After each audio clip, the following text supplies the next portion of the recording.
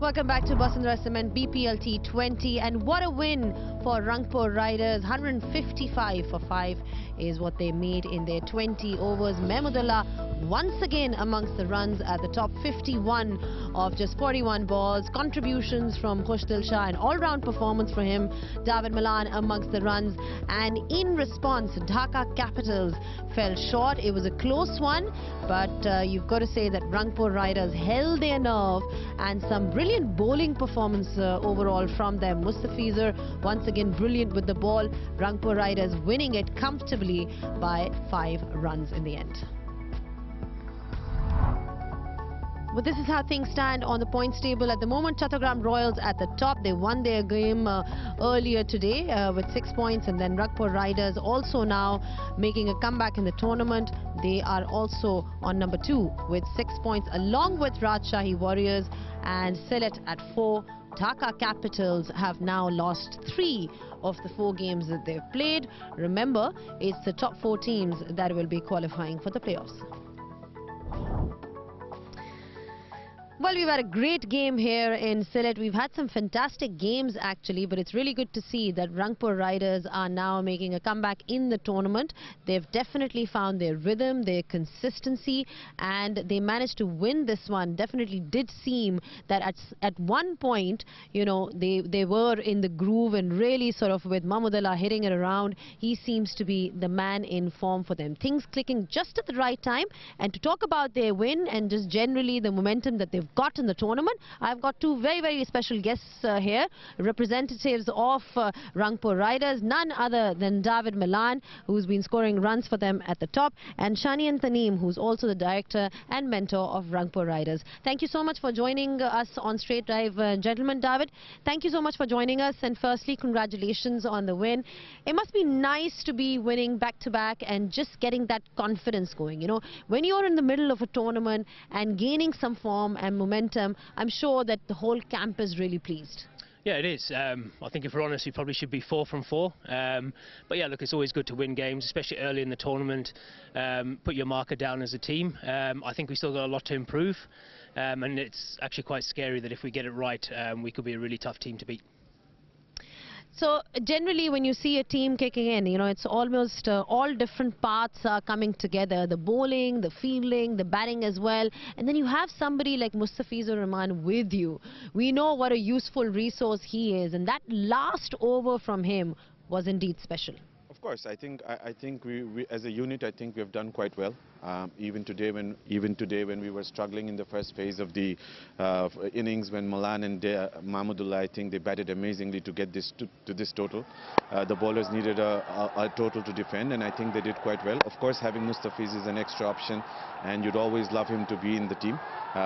Even 4 overs left when Mahmudullah went in for a break, I said 45 runs in the last 5 overs. Mustafiz is going to get it for us, and alhamdulillah, I think Akif and Mahmudullah bowled really well. And then now, as a team, you know, how much confidence do you have when you see somebody like him bowling at the death? You know, he's got all the variations in the world. He seems to be a death over specialist. Dawid, how happy are you guys to have somebody like him just as a resource to use? Yeah, it's brilliant. I think if we're honest, bowlers win you tournaments, batters keep you in it, but bowlers win you tournaments. So if you have the best bowlers and they're bowling well and they can close out games like that, I think it's a massive asset for you. And if you look at our bench, we've got a lot of guys that are either away on international duty or sitting on the bench that can do a good job as well. So it's fantastic when we have that amount of depth in our bowling, because we're going to need it in the rest of the comp. Very generous of you as a batter to say that it's the bowlers that win you tournaments. But it is true though. You look around the world and if you've got a solid bowling attack, it definitely helps. Also definitely helps to have a solid middle order. Somebody like Mahmudullah, you know, look at the way he's played in that previous game and then backing it up with another one. I mean, you talk about again gaining form and then being consistent. What are your expectations from him and what value does he bring to the side? of course, there's something you cannot buy, which is experience. I think Mahmudullah brings that for us. When we got him from the draft, we were quite confident that he's going to provide us with the experience. Along with that, I think a lot of mixed middle order, because when you have Khushdil, Mahmudullah, and Ul Hassan Sohan in the middle order, you can always move it around. And if you see our squad, we have the left-hand, right-hand combination, which also makes our lives much easier. I think Malan was very nice to say that the batsmen always is there to help the bowlers, but I think they've done an incredible job, and we're looking forward to have better batting performances in the future. Now, you personally came one down today. We've seen you obviously open. I mean, is there a preference of a batting number for you yourself, or are you flexible like that wherever the team requires you to bat? Yeah, very flexible. I find in the subcontinent I end up batting 3, 4, 5 quite a lot. If someone was to ask me where I'd like to bat, opening the batting is always the best. I think every single batter in the world wants to put their hand up to do that. But yeah, look, in the subcontinent it's different. You face a lot of left-arm spinners in the middle, which is obviously a match-up for me, so it gives me more opportunity to face that if I bat at 3. But also on the wickets we're playing, the thought behind it was get someone who's can bat through the middle, handle the situation, handle the conditions, build partnerships, and hopefully the team can bat around. So thankfully we won this game, otherwise I would have probably should have gone a little bit earlier. How are the conditions though? You know, you've played out there. I mean, we've seen as the tournament has progressed, different kind of scores overall as well. What have you made of them? Found them quite hard actually. It's not the traditional select wickets. Usually it's really good for batting. And they're quite high scoring, so it takes a little bit of getting used to.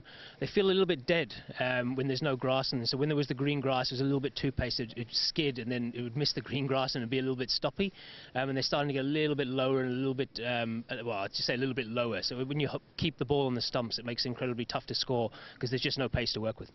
Absolutely, and Kushtal also not providing any pace to work with the ball, and definitely really providing that impetus with the bat. When you talk about having a useful all-rounder, Kushtal Shah, then really delivering the goods for you as a side, Rangpur Riders. Yes, as I've said, we rely deeply on Kushtal because he's been playing for us for the last 2 years.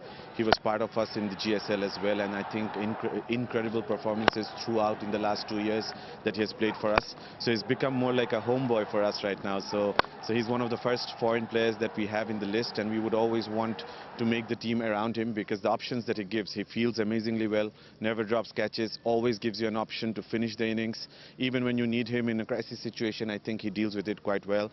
And then when he comes to bowl, I think he bowls with a lot of sense. I think he uses the field, he uses the atmosphere and the condition of the pitches quite well. And of course, when you have a senior player like him, it's always useful when you have Nur Hassan Sohan, so many international players, so many senior players like these guys helping him out in the field. Having a finisher like him in the side is such a useful, just advantage to the team as well, because you look around the world and having finishers now, Dawid, has become so crucial. Somebody who can finish the game and chase when you're looking at a high total. So having somebody like him, thoughts on him? Yeah, it's an incredibly difficult job to do. You fail a hell of a lot of times, and I guess, probably lose more games than you win batting down that order. So to have the mental side to keep going out there and playing the positive way you do is fantastic, and he's been fantastic for Rangpur over the last 2 years. He finds a way. I know he is from Pakistan and he understands the conditions, but he seems to find a way to hit boundaries, and the power that he has towards the end, especially on slow wickets like that, it makes such a difference to the team. And if he can continue doing that, it makes our life easier, especially up top where it's a little bit tricky with a new ball, and it allows us to take it deeper and he can finish it off for us. Definitely got to spare a thought for Mithun because he nearly managed to finish it off. It's always disappointing, but you've got to laud the effort of the opposition as well. Really got close, but of course it wasn't meant to be for him. I think he plays the innings quite well. I think with the chase you need one batsman in one side to play an innings like this. All he needed was a support from the other end. I think they missed something at the end because I think Shamim played a rash shot with Mustafiz bowling his last ball. He could have just taken it out and then maybe charged the next over. But I was talking to Mithun while we were shaking hands. I think he's disappointed, but I think he should be very proud of the performance he did. It's a long way to go. It's just the start of the tournament. He's captaining the side well, and I'm sure he's going to do better in the future. Thoughts on Mickey then, as somebody who's sort of taking charge of the ship and bringing all the boys together? We've seen him around the world coaching all these international teams and also county cricket as well. What's it like to work with somebody like him? Yeah, first time I've worked with him. I thought Darren Gough spoke a lot, but Mickey talks a lot as well, and he really does like talking. So without trying to be rude to him, I try and switch off a lot of the times after about 5 minutes into his chats. But no, he's been good. He's really positive. I know he shows a lot of emotion in the dugout and what have you, but he's really good. He communicates really well and he creates a really positive environment. And I think as a coach, it's really hard to coach in tournaments like this because everyone's in for a short, sharp time. You don't have a lot of practice games, but if you can create an environment where the players are able to go and perform and play the way they want to play, I think that's half the job done. All right, I'll definitely pass your message on to talk less, you know. I'll definitely be doing that with Goffy and Mickey as well. All right, let's talk about what we have lined up for you tomorrow. Like I said, the action continues of the BPL T20, and it's Noah Khali Express who are taking on Sylhet Titans in that first game in match number 13. And that will be followed by Chattogram Royals. They are up against Rangpur Riders, and that should be a really interesting contest, because you look at Chattogram Royals and they seem to be the team in form. You know, they've won a lot of their games, looking like a solid team. How do you look at this challenge then for tomorrow? Yeah, they've got some overseas players in as well, which helps. You know, I think we played them the first game and they were missing a few of their players. And T20 cricket's all about momentum, and they've peaked at the right time, so it'll be a big challenge for us. But thankfully, we're playing well as well. So I think it will be a good clash between the two of us. Absolutely. When you're playing the best and somebody who's sort of leading the charts, leading the table, then it also brings out the best in you. How do you look at this challenge then overall? I think it's the right moment to play against them, because we are all, both teams have won 3 games out of 4, so I think it's a huge opportunity for both of us to hit the top of the table. I think they're in the top of the table right now already, but of course we want to come hard tomorrow at them and make sure that we go top of the table tomorrow.